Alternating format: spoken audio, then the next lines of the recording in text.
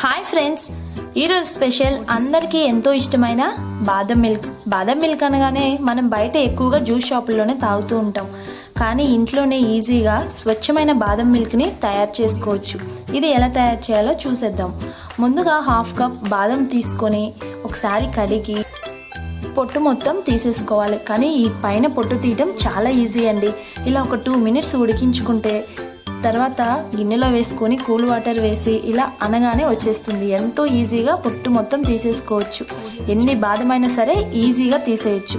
ఇలా తీసుకొని మిక్సీ జార్లో వేసి 1/2 కప్ మిల్క్ వేసి ఇలా పేస్ట్ చేసి పెట్టుకోండి. తర్వాత ప్యాన్ పెట్టుకొని 1/2 లీటర్ పాలు వేసుకొని ఒక 2-3 పొంగులు వచ్చేంత వరకు మరిగించుకోండి. తర్వాత కొంచెం కుంకుమ పువ్వు వేసుకొని బాగా కలుపుకొని అందులో మనం ముందుగా పేస్ట్ చేసి పెట్టుకున్న బాదం పేస్ట్ని కూడా వేసి ఒక 10 to 15 మినిట్స్ మరిగించుకోండి.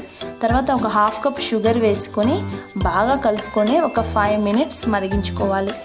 ఇంతేనండి, ఎంతో సింపుల్గా ఈజీగా స్వచ్ఛమైన బాదం పాలని ఇంట్లోనే తయారు చేసుకోవచ్చు.